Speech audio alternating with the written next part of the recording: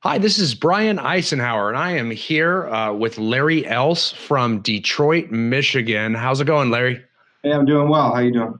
I'm doing good. I'm doing good. I'm out in California though, and it's raining today, and it's a chilly 60 degrees. So have some sympathy on me. I'm It's pretty warm, about 40 degrees here in Michigan for us. Oh, that's not bad. Okay, okay. The yeah, for February, you're doing all right. So anyway, the reason that Larry, thanks. Larry and I have worked together now for I don't know, for less than a year, and I really thought it'd be good to get you out here to see everybody, to let everybody know what you've been doing, because it's quite phenomenal. Larry's team in Detroit closes 750 transactions per year, and it's been so fun to work with him. And they've shown significant year over year increases in production, and a lot of that has to do with setting up a brand new inside sales agent or ISA team within his business. And we'll talk about that a little bit, about what that's done for your team and the production, especially as of late, Larry. Sure, we started ISA team about 6 months ago. We have a sales manager and about 4 ISAs. We've all put through your training, and they're doing phenomenal. January, we had about 46 sales, and 24 of those were contributed from the ISA team. So they're doing great. Our ISAs who are going through the program are doing phenomenal, putting prospecting into their day-to-day activity. And it's really been a huge opportunity for the agents in my office, and just for training and really putting things into practice. So yeah. That's awesome. Yeah, and I don't know if everybody knows, when he said last month, he meant January in Michigan. And this January in Michigan, I know there's quite a little bit of turbulent weather, and to close 46 units and have 24 of them come from your ISAs is pretty darn impressive. That's not a big deal, I guess, in my neck of the woods. January is just 10 degrees, 10 degrees cooler than normal. But we're but up there, you're fighting some seasonality. So. So amazing work. And I think when you talk about the systems, Scott, who I've gotten to work with quite a bit, is your ISA manager, and Scott does an amazing job. He went through our ISA management course and is a certified ISA manager now. So he learned how to hire ISAs, how to train them, how to onboard them quickly to get them into production fast, and continue to hold them accountable and work on their skill development. And it's just he's as good as they come. And I think that's what a lot of people don't realize, that when a lot of people want to get an ISA, like, wow, this is an inside sales agent, they'll finally work the phones for me. I hate working the phones. What they don't realize is you're really running your own call center, and that you have to do things to run your own call center. Yeah, I'd say hiring is a big aspect of the training, and it's really helped us. Hiring and the onboarding and training has been significant for us, for all of my staff, from the receptionist to the sales manager to the transaction manager. The training's just been, and onboarding has been really, really effective for us, and it's helped me from making bad hires. That's something I was always nervous about, kept me from hiring, and with the right training and right onboarding and right hiring process, it's made a big difference in my hires. So it's been much higher ratio hiring a successful person for the position that I'm hiring for. So yeah, I think that's a big part of it. You hit it on the head, because no one really grows up saying, I want to be a telemarketer. Like, that's not my thing. You know what I mean? It's often a stepping stone position. And as a result, when you hire an ISA, if you don't get them into production quickly and get them succeeding and earning income, you can have a really high turnover and attrition rate. So you really need to be good regardless at constantly hiring and training. We also help with some pass up out of that position too, to people that really succeeded and want to grow. Or if not, we're going to risk that turnover. So So getting them, getting all those ISAs through our ISA training course quickly and getting them in the chair faster so that they're actually producing and generating that income while they're training and working on that skill development really worked well for you. Then you guys, you guys did some pretty elaborate entire team planning with regards to implementation of tracking systems and scoreboards and accountability as well too. Absolutely. Yeah. Yeah, we did a lot when it comes to accountability and tracking, from just ISA contacts to having a daily or having a weekly meeting with the entire staff, um, and the checklist for pending and closing transactions.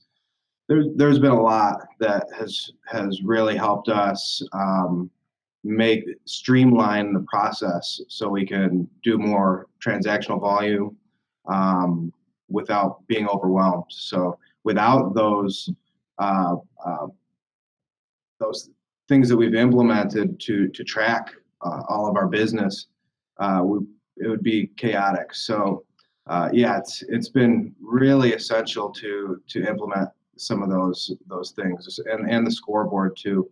Whenever we have our weekly meetings and we go over the scoreboard and we motivate and talk about our weaknesses, it's a big factor in our success, our growth, our development.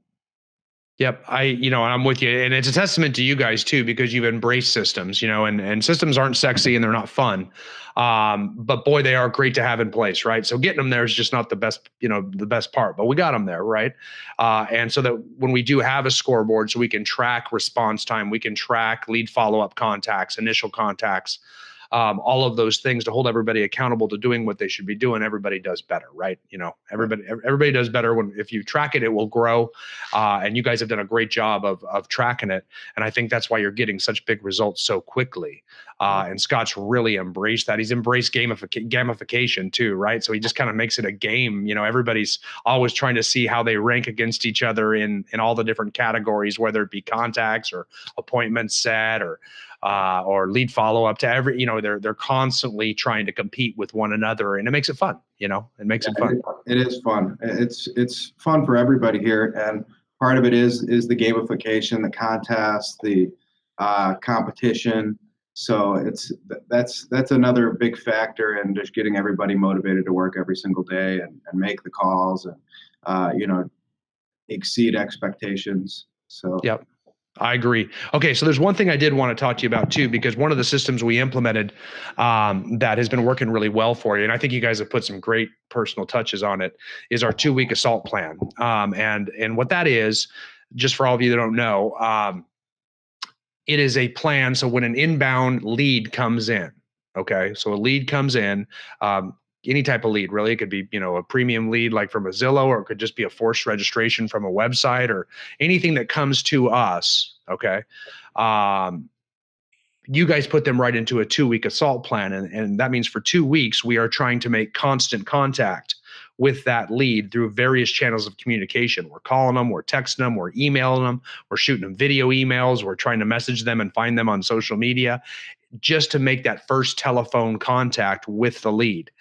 Once we make the contact, then we switch them into a variety of potential follow-up campaign categories, depending on the degree of urgency, right? Then it could be a hot lead, a warm lead, a cold lead. And those dictate the frequency of follow-up we're going to do until they're ready to meet in person and purchase or sell a home. So 2 plans, really, right? We start with the 2-week assault plan to make contact. And then once we make contact, we learn the urgency and we move them over into your CRM's lead follow-up campaign category based on the degree of urgency. And we stay in touch and we track those follow-ups to make sure they're happening. So tell us about how that 2-week assault plan has kind of helped you guys and how you implement it to make more contacts with leads that we ultimately become clients. That's helped us a lot in converting buyers, not only on our listings and being able to get both ends, but just increasing our buyers in general it's been a huge factor. So we have a really good CRM, and we put every new lead in there. A lot of times it's instantaneous whenever they inquire with us. If it is an online lead, sometimes we'll get a call-in lead, and that's great because we can convert them right on the spot. But A lot of times leads come in at night and things like that. So we want to make contact with them as soon as possible.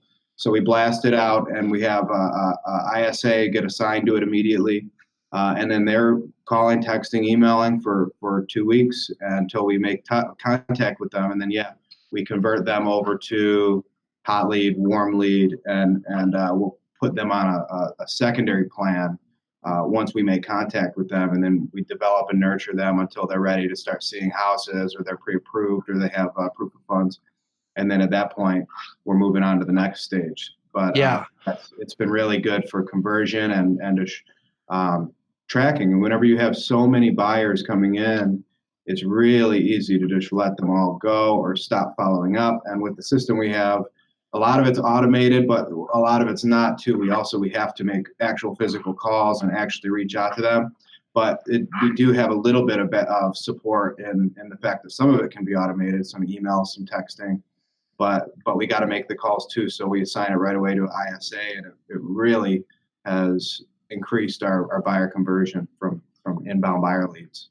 Yeah, I think a lot of people don't get that, right? They don't get that when they call a lead, if they don't answer, they might try again, right? But they don't really understand, like, the bulk of the business is in the follow-up. It is going to be very rare that a lead comes in that we make contact and we convert off that first call. The bulk of it's going to come from the follow-up. And it takes, on average, you're talking about 5 or 6 contact attempts before we make contact. So many don't even ever try that. And that's our average, right? Yeah. So, and so many people miss that. And if we are not tracking to make sure our people are making the requisite amount of attempts, we're going to miss out on a lot of business. So we do need to put some accountability in there and be able to track that. And that's why it's so important to have a plan that we can go in to your CRM and monitor to make sure that all of these contacts are being made in those first 2 weeks under the assault plan, to make sure, because if someone's not, A, we got a problem. B, I'm going to stop sending that person leads because that one clearly is having a difficult time following up. They need to get caught up. Mm-hmm. And we can learn so much about our team's performance much more quickly and correct mistakes as we go. And you guys have done an amazing job of that. And it's a testament to the production, that's for sure. A lot of it is the systems, and we are able to really track and monitor calls made, contacts made, how much they're following up, and accountability. It goes back to accountability, where we can really see what they're actually doing, and making sure that everyone is doing their follow-ups. And so far, we've had a lot of success, and we try to make it as easy as possible with those systems too, so they aren't struggling with their lead volume, that they're easily able to kind of go through all their leads every day. So yeah, it's super important, especially if you're paying for leads, to not be making those contacts, at least 7 contacts to somebody before you give up. I know a lot of agents who kind of just give up after the first call, like you said, and they might be paying for Zillow leads, and they make 1 call, and that's yeah, that'll kill you, man. That'll absolutely kill you. Well, Larry, thanks so much for your time. I know you're busy, and I really appreciate you sharing this and your successes with everybody, and some amazing tips. I'm excited to keep going with you and see where this thing goes, because we're off to the races pretty quick. Thanks. I appreciate the opportunity and all your support and everything. All right. Take care, Larry. Thanks. Take care.